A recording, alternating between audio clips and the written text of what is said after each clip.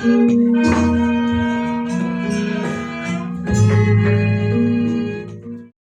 di dalam masyarakat ada dua jenis pandangan atau dua macam pandangan. Yang pertama, takdir sudah tidak bisa diubah, ya sudah memang harus begitu saja.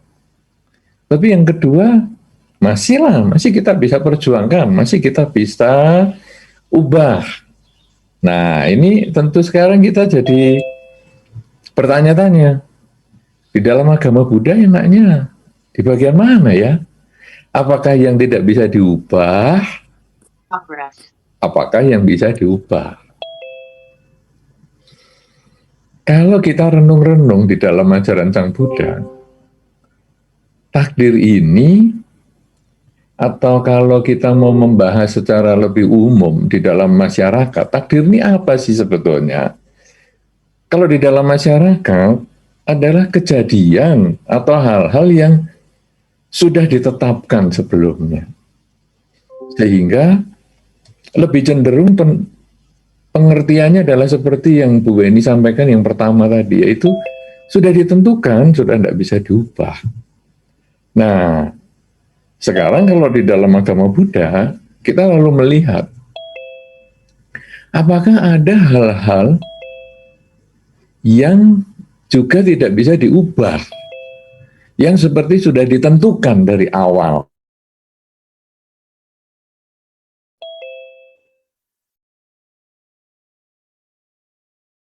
Ya, nah memang ya ini resikonya dengan Zoom yang banyak ini resikonya begini. Kalau 10 orang saya kira nggak masalah ya, oke lah terus. Jadi begini, kalau sekarang kita lalu cari di dalam agama Buddha apakah ada ya yang semacam itu. Jadi artinya ada hal yang sudah ditentukan dari awal, kemudian kita tidak bisa ubah lagi. Nah, kita lalu renung-renung dan ingat-ingat, ada nggak ya? Ada. Di dalam agama Buddha ada itu. Yaitu, kita lahir dengan orang tua tertentu. Kita tidak bisa ubah itu. Jadi misalnya, saya, orang tua saya si A dan si B ini, saya tidak bisa ubah. Ayah saya si A, ibu saya si B, kemudian kakak saya si D, dan seterusnya saya nggak bisa ubah. Kemudian, kalau kita lalu renungkan apa ya yang nggak bisa diubah ini? Oh, ternyata ini adalah karma. Karma yang melahirkan, ini tidak bisa diubah. Ada yang lahir di keluarga yang sukses, ada yang lahir di keluarga yang kurang sukses, ada lahir orang yang terlahir pandai, ada yang terlahir tidak pandai. Ya, ini semua tidak bisa diubah, sehingga seolah-olah punya makna seperti takdir tadi. Nah, kemudian kalau kita lalu renungkan dalam perjalanan hidup ini, orang yang dilahirkan di keluarga A dengan bentuk badan yang seperti itu, dengan wajah yang seperti itu, dengan kepandaian, dengan kekurangannya, dengan semua kelebihannya, ini kalau terus berjalan dengan faktor waktu, ada beberapa hal yang meningkat. Nah, jadi ternyata mulai ada perubahan ini sekarang. Yang tadi kita jalani biasa-biasa dalam hidup ini, ternyata sekarang ada yang berubah. Misalnya, orang yang lahir di keluarga yang sukses. Dengan proses berjalannya waktu, ternyata anak ini dari bayi menjadi anak yang sangat pandai. Jadi dari awal umurnya belum terlalu cukup, beberapa bulan saja, dia sudah mulai bisa ngomong, mulai bisa berinteraksi dengan orang tua, dia bisa panggil papa, mama, kemudian dalam beberapa bulan kemudian sudah bisa jalan. Wow, ini hebat sekali. Mulai ada perubahan yang tadi dilahirkan seperti itu dari keluarga sukses, ternyata dia juga anak yang perkembangannya cepat dan pandai. Sebaliknya dari satu keluarga yang kurang sukses, setelah umurnya bertambah beberapa bulan, mau tengkurap saja nggak bisa bayinya ini. Lambat sekali. Respon lingkungan lambat sekali.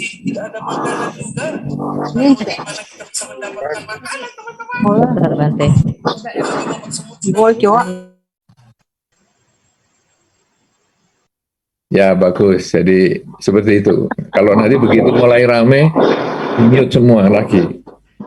Nanti saya saja yang hidupin sendiri. Ada isinya dalam. Ya, maklum. Maklum Bante ya, banyak ibu-ibu nih. Maklum.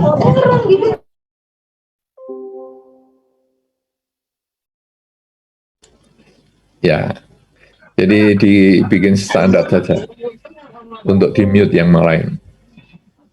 Jadi sekarang dari keluarga yang tidak sukses tadi, makin besar beberapa bulan, mau balik saja bayinya, mau tengkurap saja lambat sekali. Apalagi mau ngomong. Sampai akhirnya beberapa bulan, beberapa tahun, ngomong aja susah. Kemudian gerakan-gerakan tubuh juga susah. Nah ini sesungguhnya kalau kita lihat di dalam teori karma, ini karma yang tadi melahirkan ini, ada karma yang mendukung. Jadi tadi dilahirkan dari orang sukses, ini tambah sukses lagi. Dengan kepandaiannya, dengan fisik yang bagus, dengan motoriknya yang bagus, dengan kemampuan bicara yang bagus. Jadi tambah menyenangkan. Kemudian, waduh, keluarganya ya tentu senang sekali karena dia memang dari kecil sudah lucu, imut, wah menyenangkan banget lah. Sedangkan yang satu tadi yang keluarga nggak sukses ini, aduh, sudah nggak sukses, ngomongnya saja susah, terus sudah bisa ngomong juga nggak sempurna ngomongnya, kalimatnya juga nggak jelas, kemudian gerak-geriknya juga lambat. Nah ini sebetulnya adalah rangkaian karma yang menguatkan. Apa yang tadi sudah muncul waktu lahir, dikuatkan. Kemudian berjalan lagi waktunya. Menjadi ya 5 tahun, 10 tahun, mulai mengenal Dharma, katakanlah begitu, ya ikut acara-acara, ya kemudian mengenal Dharma, acara-acara dalam jaringan seperti ini kalau dalam suasana pandemi, tapi kalau tidak dalam suasana pandemi, mungkin dia ikut kegiatan di wihara, dan lain sebagainya. Nah, mulai dia belajar Dharma. Nah, yang orang sukses tadi, sudah sukses, kemudian pandai anaknya, kemudian pinter ngomongnya, wah, kemudian dia belajar Dharma juga. Tapi dia belajar Dharma dengan pandangan yang keliru. Karena Dharma ini kalau kita pelajari dengan baik, tetapi kita salah gunakan, dia juga bisa menjadi salah. Ibaratnya, Dharma ini diibaratkan kalau di dalam Dharma dikatakan seperti kita pegang ular. Kalau kita megang ular itu tepat, ular itu bisa ditundukkan. Tapi kalau ular itu tidak tepat kita megangnya, kita sendiri yang akan kegigit. Nah, orang yang pandai ini, dia menggunakan pengertian dharmanya dengan cara yang tidak tepat. Misalnya dia mengatakan gini, dia kepada teman-temannya, kamu mau bikin karma baik enggak? Ini di wihara ada kegiatan asada. Ayo, kita kumpulkan uang. Kita kumpulkan uang. Kita berdana ya ke wihara. Kemudian Dia mengumpulkan, wah namanya orang pandai, namanya orang sukses, tentu teman-temannya percaya di sekolah itu. Kemudian dia ngepul uang, satu kelas dikumpulkan, didanakan, wihara terdekat. Tetapi dia mengatakan, ada ongkosnya loh dana ini, jadi saya potong 20%. 80% saya danakan, 20% saya potong. Nah, dia menggalang dana dengan cara dhamma, yaitu ayo berbuat baik. Tetapi dia memanfaatkan kebajikan orang ini dengan mengingat kebutuhannya sendiri, jadi memotong 20% untuk kebutuhannya sendiri.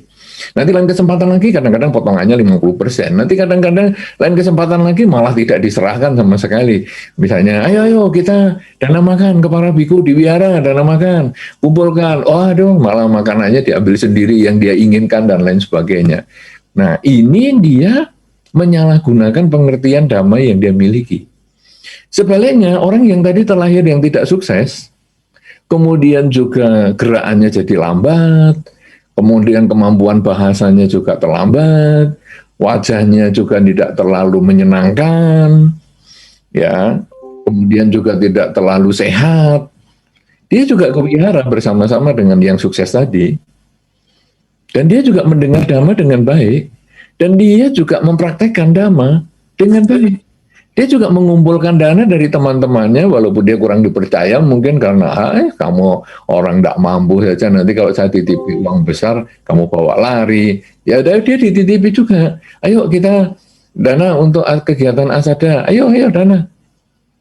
Dan dia diserahkan 100%, malah kadang-kadang kalau belum bulat, misalnya dananya di total semua jumlahnya 94.000 misalnya.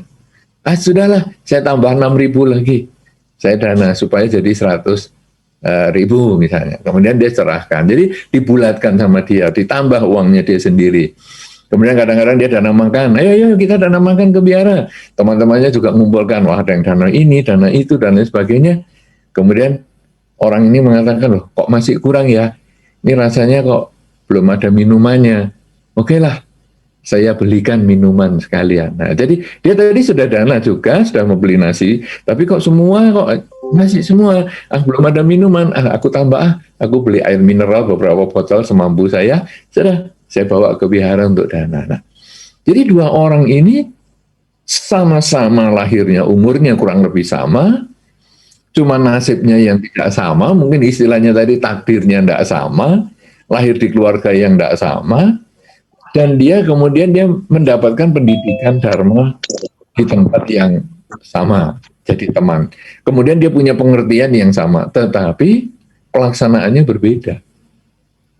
Akhirnya si A yang tadinya ini suka mengumpulkan dana, tapi mengurangi dan lain sebagainya ini, dia sebetulnya sedang menanam karma buruk. Dia menabung karma buruk. Dia menabung sedikit, tiba waktunya pasti akan ada buahnya. Sebaliknya si B juga begitu. Si B yang tadi dari keluarga yang tidak sukses ini, kemudian makin besar, dia ngumpulkan dana juga, dia nambahi dananya malahan, dana makan, dana uang dia juga tambahi, dia bulatkan misalnya, dia sebetulnya sedikit demi sedikit dia menambah karma baik. Nah terus ini berjalan beberapa tahun. Ketika karmanya mereka ini berbuah, si A yang tadi timbunan karma buruknya ini berbuah, waktu dia mengantar dana makan ke wihara, yang sudah sebagian dia selipkan, yang sudah sebagian dia manfaatkan, dia mengalami kecelakaan. Mengalami kecelakaan sehingga kakinya harus diamputasi, harus dipotong, kemudian mukanya harus dijahit menjadi beberapa belas jahitan, matanya menjadi rusak, dan lain sebagainya, sehingga mukanya sudah menjadi tidak karu-karuan, fisiknya juga tidak karu-karuan, padahal dulunya dia ganteng, dia pandai, dia bisa bermotoriknya ini, dia bisa kerja lebih awal waktu bayinya. Sekarang mau gerak saja susah, mau ini mau susah, mau ngomong juga susah karena di bagian mulutnya juga sudah ada di rahang ini juga sudah mengalami masalah sehingga harus dijahit dan lain sebagainya. Ngomong juga susah, sudah nggak jelas. Orang melihat mukanya juga takut karena sudah mengerikan padahal dulu ganteng misalnya. Ini terjadi perubahan. Sebaliknya si B tadi yang dari keluarga yang tidak sukses, kemudian juga motoriknya lemah, kemudian ngomongnya juga nggak jelas, wajahnya juga nggak terlalu bagus, tapi dia terus melakukan dharma ini dengan baik. Dia menjalankan dharma ini dengan sungguh-sungguh. Dia mengantarkan dana makan ke wihara, ya dia nambahi dana makan ini sering juga. Kemudian dia juga kadang-kadang dana untuk kegiatan asada misalnya, Waisak seperti yang kemarin misalnya, nanti Katina misalnya, dia juga banyak berbuat baik. Dan akhirnya beberapa orang wihara mengatakan, ini anak baik nih. Ya, mungkin malah Ibu Weni mengatakan, ini ada anak baik nih. Bagaimana? Kamu kerja di toko saya atau gimana? Atau kamu jadi karyawan saya misalnya. Nah, karena kan usaha Ibu Weni yang demikian berharga ini, kalau tidak ketemu orang jujur kan repot. Jadi, sini, kamu kerja sama saya. Nah, jadi yang dulunya tidak sukses, jadi dapat pekerjaan yang bagus. Kemudian juga gajinya bagus, dia bisa menghidupi orang tuanya dengan baik. Malah sedikit-sedikit dia mulai bisa nyicil rumah misalnya. Dan lain sebagainya, dan lain sebagainya. Dan akhirnya malah dia menjadi orang yang lebih maju daripada yang sebelumnya. Nah, jadi kalau kita lihat dari riwayat kedua orang ini, kita lalu lihat tadi yang ditakdirkan, takdir dalam tanda petik kalau sekarang kita lihat, yang ditakdirkan dari awal sebetulnya orang yang sukses, ditakdirkan dari awal orang yang tidak sukses karena keluarganya seperti itu, kita nggak bisa milih. Kemudian didorong lagi ada karma yang disebut karma pendukung, yang dulunya sukses jadi tambah bagus, fisiknya pandai orangnya, yang dulunya tidak sukses, fisiknya juga lemah, orangnya juga nggak pandai, tapi dia mempunyai upaya yang berbeda.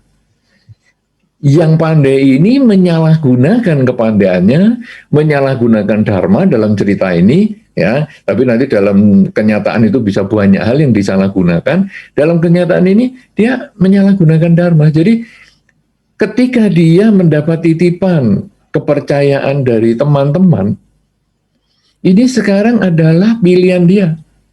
Dia mau melanjutkan titipannya ini secara 100% atau malah menambah, atau dia mengurangi, memotong 20% dan lain sebagainya. Ini pilihan. Tidak ada orang yang mempengaruhi, tetapi itu adalah keputusan pribadi. Si A memilih untuk mengurangi 20%. Nah, sudah. Dia berarti menyalahgunakan kepercayaannya dia, karena dia tidak mengatakan kepada teman-temannya, kecuali kalau dia sudah ngomong dengan teman-temannya, ini loh, aku kurangi ya 20% untuk ongkos. Enggak.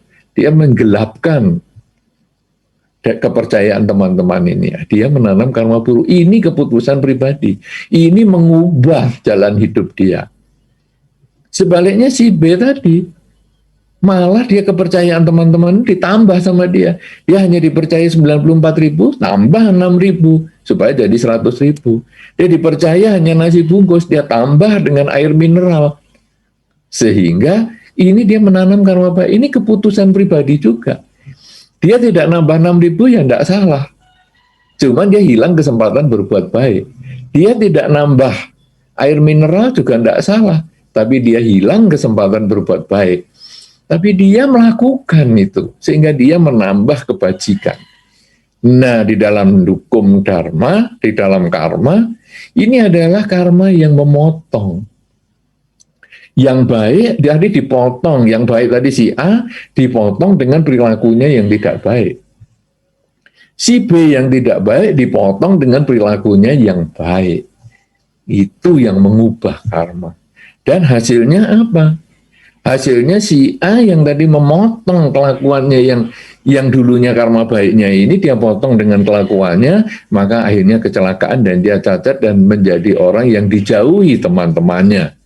Sebaliknya si B yang dulunya itu memang dijauhi teman-temannya karena keterbatasannya, tapi karena karma baik yang dia miliki, memotong itu semua dan akhirnya dia malah menjadi orang yang lebih baik dari kehidupan yang di masa kecilnya, sehingga dia bisa merawat orang tuanya, dia punya pekerjaan yang tetap dan lain sebagainya. Nah, sekarang kalau kita lihat dari jalurnya ini ternyata karma yang jadi dari lahir itu kita bisa ubah dengan kelakuan kita.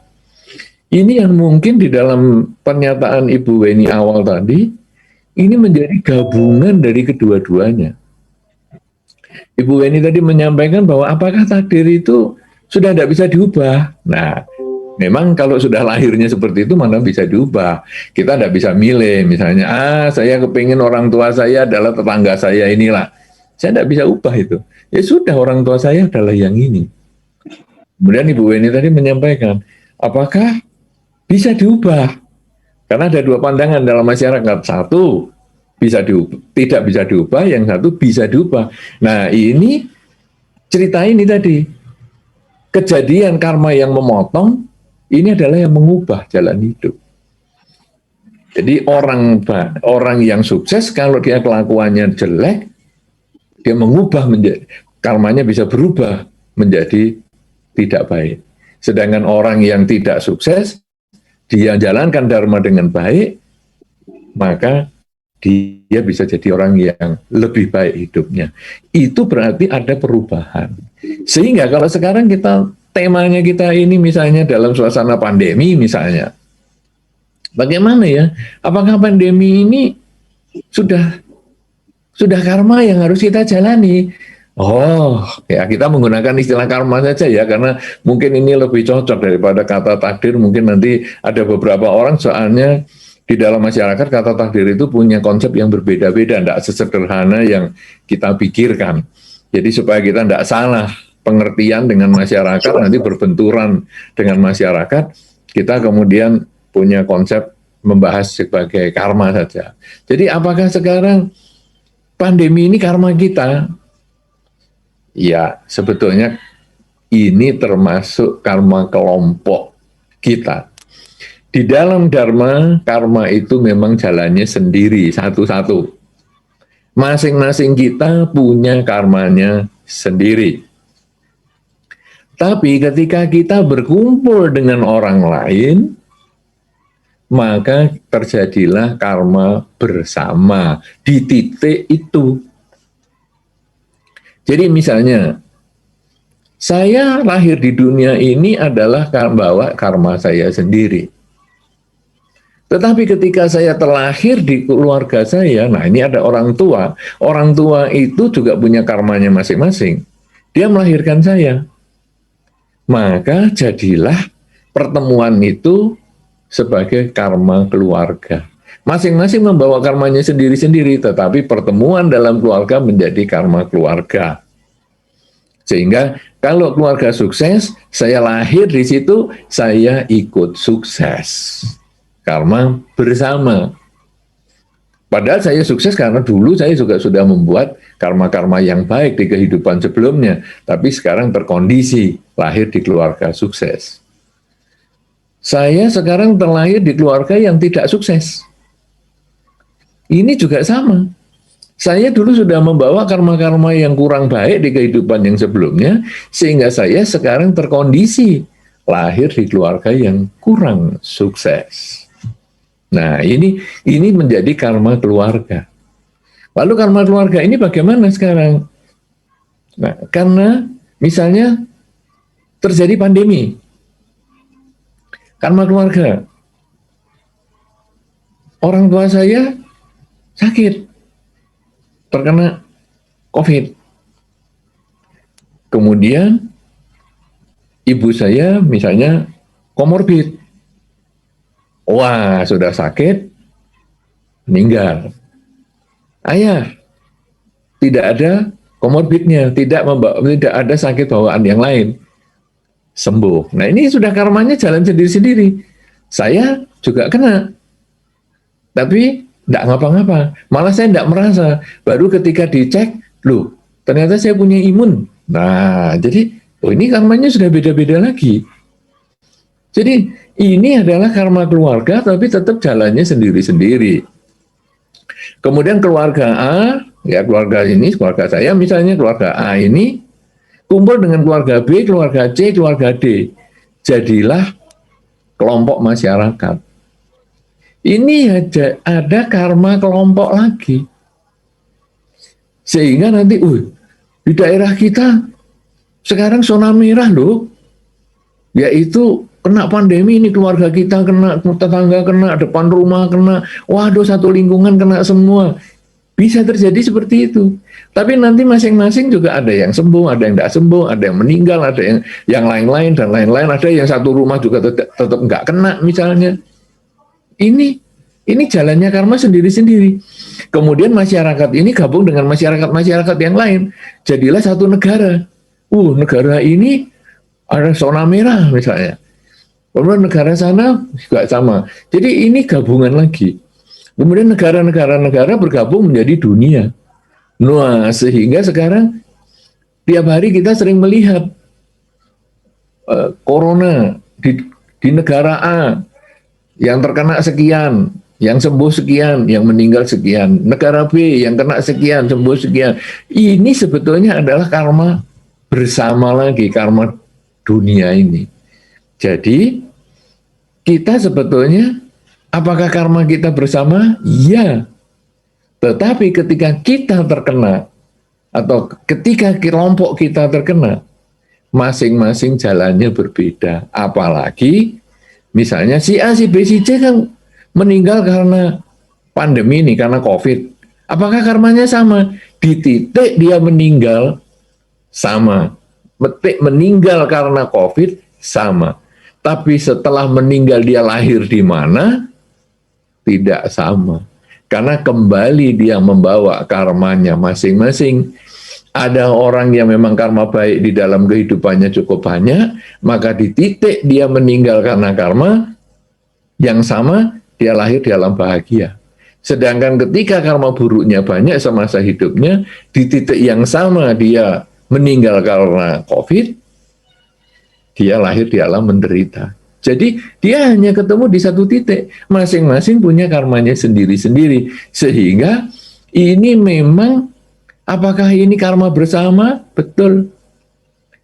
Tetapi kita dengan memiliki karma sendiri yang baik, kita mempunyai jalan hidupnya sendiri juga. Jadi sekarang setelah kita ini memahami bahwa pandemi ini menjadi milik bersama karena menjadi karma kelompok, baik kelompok masyarakat kecil maupun negara bahkan dunia. Kemudian kita lalu renungkan, apakah bisa diubah? Nah, ini juga tergantung kita. Karena kalau tadi si orang sukses ternyata dengan kelakuannya dia yang negatif, berubah dia menjadi tidak sukses. Si tidak sukses dengan kelakuannya yang positif, contoh si A, si B yang pertama tadi, jadilah dia orang sukses. Sekarang kita dalam lingkungan yang suasana pandemi ini, kita juga kelakuan kita juga harus kita perbaiki supaya kita bisa melewati masa pandemi ini dengan lebih baik. Bagaimana kita cara mengubah kelakuan kita? Banyak hal secara medis ataupun secara umum. Kita ikuti protokol kesehatan yang sudah disampaikan dan sudah diulang-ulang oleh pemerintah. Gunakan masker, jaga jarak, dan lain sebagainya. Itu yang kita harus kerjakan. Vaksinasi, kita harus kerjakan itu. Karena itu untuk menjaga kesehatan kita di masa kelompok, karma kelompok kita ini sedang berbuah, yaitu pandemi. Kemudian secara spiritual, kita melakukan banyak kebajikan. Dalam suasana kita banyak tinggal di rumah seperti hari ini, waktu kita banyak untuk melakukan perbuatan baik. Perbuatan baik dengan pikiran, perbuatan baik dengan ucapan, perbuatan baik dengan perilaku. Lu di rumah kok bisa berbuat baik dengan pikiran, ucapan, dan perilaku? Bisa. Berbicaralah yang baik dengan keluarga Anda. Jangan biasa marah-marah, jangan biasa maki-maki. Berlakulah yang baik dengan lingkungan. Kalau sekarang misalnya Anda punya makanan, berbagilah dengan tetangga Anda. Ya apalagi kalau Anda lihat ada tetangga yang sedang isolasi mandiri misalnya, isoman. Kita kirimi makanan dia. Itu bisa kita lakukan kebaikan seperti itu. Kemudian pikiran bisa. Kita isi pikiran dengan kalimat positif, misalnya semoga semua makhluk bahagia, mengulang-ulang di dalam batin, semoga semua makhluk bahagia, semoga semua makhluk bahagia. Ketika kita kadang jengkel, aduh aku nggak bisa keluar nih hari ini, di sana dicegatin, di sini dicegatin, aduh aku juga khawatir kalau aku sakit, kalau aku kesana kesini. Udah aku mengisi dengan pikiran positif aja, semoga semua makhluk bahagia, semoga semua makhluk bahagia. Bisa dilakukan. Nah, sehingga dengan kita menjalankan protokol kesehatan, kemudian dengan kita menambah kebaikan lewat pikiran, ucapan, dan perilaku kita, untuk waktu yang lama selama masa-masa pembatasan karena pandemi ini, kita sebetulnya punya kesempatan menambah karma baik, mengubah jalan hidup kita. Sehingga nanti ketika pandemi ini selesai, kita punya kesempatan bangkit lebih baik. Kenapa? Karena dukungan karma baik kita. Karena inilah yang bisa mengubah hidup kita. Jadi kalau sekarang pandangan tadi tentang karma itu apakah bisa diubah, karena kita tadi sudah sepakat, takdirnya kita ganti menjadi istilah karma supaya lebih jelas dalam pembicaraan kita. Apakah ini kemudian bisa diubah? Bisa. Apakah ada hal yang tidak bisa diubah? Ada. Nah sekarang bagaimana kita mengubah? Dengan melakukan kebajikan.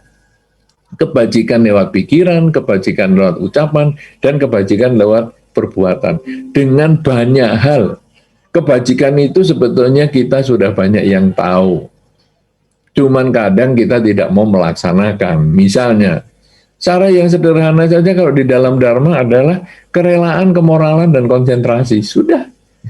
Apa saja yang Anda mau lakukan ada hubungannya dengan kerelaan, kemoralan, dan konsentrasi.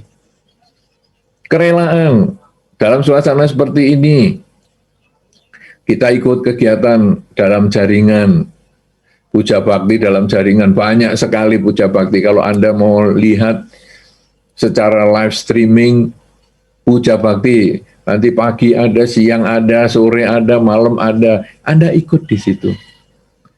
Kemudian Anda duduk dengan baik, Anda ikuti ada namaskara, kemudian Anda membaca parita dan sebagainya. Itu sudah bagian dari kerelaan. Apalagi kemudian di situ ada QR code-nya. Bagi Anda yang mau berdana untuk kegiatan ini, silakan scan QR code ini. Kemudian Anda scan. Kemudian Anda berdana. Semampu Anda, tidak perlu dipaksa. Semampunya. Sudah. Nanti masuk, itu sudah kerelaan. Dan itu setiap saat bisa dilakukan. Anda duduk di rumah, tidak kemana-mana, karena masa pandemi, tetapi Anda sudah berbuat baik dengan mengembangkan kerelaan. Kemudian kemoralan. Anda juga bisa di rumah, Anda menjalankan mau Pancasila Buddhis, mau 8 sila, bisa atas sila, aku mau 8 sila, atau aku mau vegetarian lah, bisa Anda jalani itu. Jadi di rumah pun Anda bisa berbuat baik, di masa pandemi pun bisa. Kemudian selain kerelaan, kemoralan, konsentrasi. Anda selalu sadar saat ini saya sedang apa? Saya sedang duduk. Saat ini sedang apa? Sedang jalan. Saat ini saya sedang apa? Sedang berdiri, sedang membaca, sedang ini, sedang itu. Kemudian saat ini saya sedang apa? Menarik nafas. Saat ini saya sedang apa? Mengeluarkan nafas, masuk, keluar, dan seterusnya. Kita amati itu, kita sadari semuanya. Ini juga sudah perbuatan baik. Di rumah lagi. Dan ini kesempatannya besar lagi. Kalau dulu alasannya, aduh aku sibuk, aku kerja, harus ke toko, ke kantor. Sekarang enggak, di rumah pun kita bisa. Nah, dengan mengisi kerelaan, kemoralan, dan konsentrasi setiap saat, maka akhirnya hidup kita ini di masa-masa pandemi ini diisi dengan kebajikan. Dan inilah yang mengubah jalan hidup. Sehingga akhirnya kadang kita dihubungi teman, kamu bisa nggak nyediakan ini? Apa ini? Oh, barang ini. Oh, bisa. Saya hubungkan teman saya dulu ya. Ya, kita hubungkan teman dulu. Ada orang butuh ini. Kirim barang ya. Ya. Kemudian kita dapat sekian persen. Dikasih mereka secara sukarela. Oh, terima kasih ya. Kamu sudah mencarikan barang yang sulit ini. Makasih. Kasih kamu 10%. Jadi akhirnya kita ya punya penghasilan walaupun di rumah. Dan itu hal yang tidak terduga karena itu buah karma baik yang kita miliki. Oleh karena itu, janganlah pandemi ini menjadi satu ketakutan yang luar biasa. Kalau di dalam Dharma, marilah kita semua memanfaatkan saat ini yang kita miliki. Saat ini ketika kita tidak sakit, isilah kebajikan semaksimal mungkin, kerelaan, kemoralan, dan konsentrasi. Tetapi kalaupun kita sakit, tidak terlambat juga kita tetap mengisi dengan kerelaan, kemoralan, dan konsentrasi. Ketika kita sedang dalam masa isolasi misalnya, marilah tetap mengisi pikiran kita dengan pikiran yang positif. Berbicaralah bicara yang positif dan berperilakulah yang positif. Kemudian kalau seandainya ada keluarga kita pun sudah tidak bersama-sama dengan kita lagi karena meninggal, marilah kita juga mendoakan dia supaya semoga dengan kebajikan yang dia lakukan semasa hidupnya, mendiang juga berbahagia di alam kelahiran yang sekarang.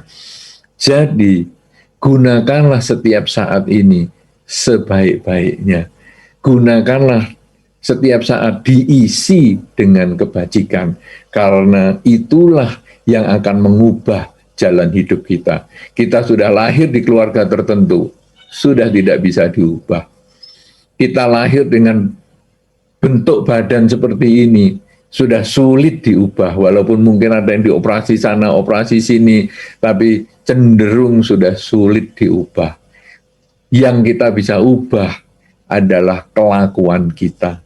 Kita berubah untuk berlaku lebih banyak melakukan kebajikan dengan pikiran, ucapan, dan perbuatan kita.